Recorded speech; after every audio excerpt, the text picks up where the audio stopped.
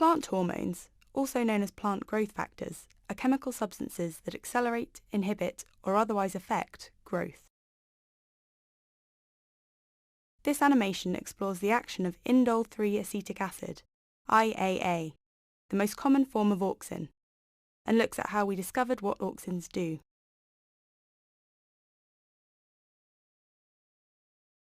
The auxin IAA is produced at the apex of the stem.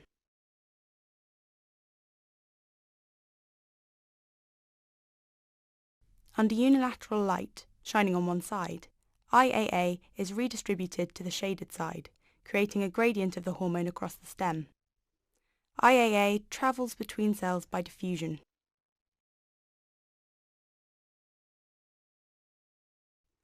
IAA activates proton pumps, which lowers the pH. This activates enzymes, expansins, to break bonds in the cell wall. The loosening of the cell wall allows water to enter the cell and turgor pressure increases. Cells on the shaded side become elongated and cause the shoot tips to bend towards the light. But what is the experimental evidence for this? Darwin investigated using oat coleoptils. He found that there is no bending response to light when the coleoptil tip is removed.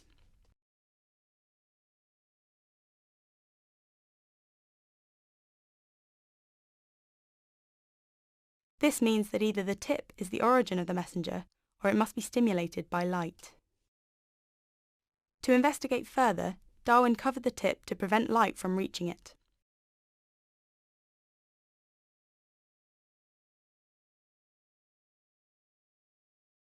The lack of bending response confirmed that the tip must be stimulated. When light was shone on the tip but the lower regions were covered, the coleoptil did bend. This showed that only the tip needs to be stimulated. Peter Boysen-Jensen used a thin flake of the mineral mica, which blocks chemical movement.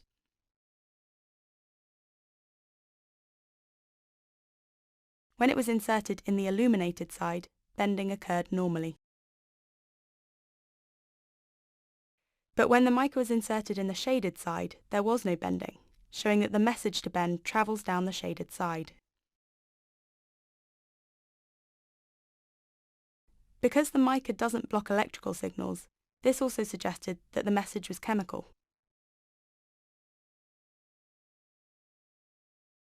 Arpad-Pal's experiment, replacing a segment of the tip off-center, increased understanding of how the hormone is distributed. Even in the dark, the coleoptil bent towards the side without the tip. Fritz Wendt removed the coleoptil tip and incubated it on a block of agar. The agar was then placed on the coleoptil off-center in darkness.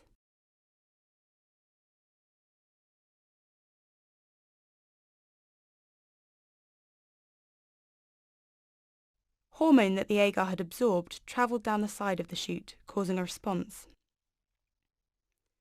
The amount of bending is proportional to the amount of hormone in the agar. Winslow Briggs inserted a very thin glass plate vertically through the tip.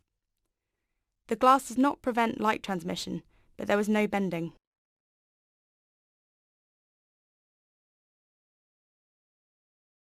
Auxin cannot travel through glass, and its concentrations remained equal on either side.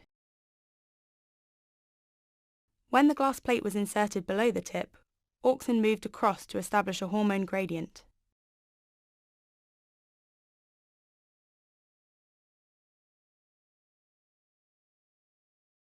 When the tip was examined, 70% of auxin was found on the shaded side.